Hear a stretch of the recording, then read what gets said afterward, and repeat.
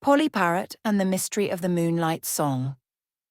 After their seaside trip, Miss Tilly and Polly returned home to Willowbrook tired, but happy.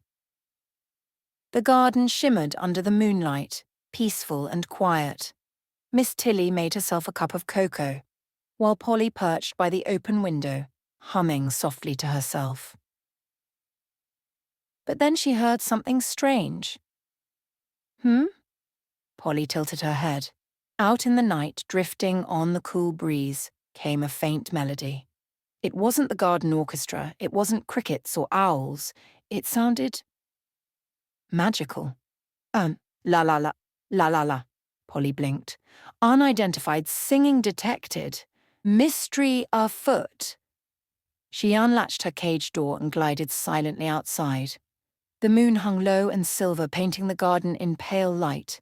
The song floated again, soft, sweet, and sad. "Who's there?" Polly called quietly. "Show yourself, mysterious music maker." From behind the old oak tree, a tiny glow appeared, then another, and another. "Fireflies!" Polly gasped. Dozens of them danced together, glowing in time with the music. In the centre stood a little mouse wearing a leaf hat and strumming a matchstick violin. "Evening, Ma'am," said the mouse politely. "Didn't mean to wake you. I'm Marvin, practicing for the moonlight concert." "Concert?" Polly asked. "Yes," Marvin said. "Every full moon, the garden creatures hold a secret concert for the moon. We try to keep it quiet, so the humans don't get scared." Polly's eyes gleamed. "Scared? Miss Tilly would love this. She adores music." Marvin looked worried. "It's supposed to be secret." Polly fluffed her feathers.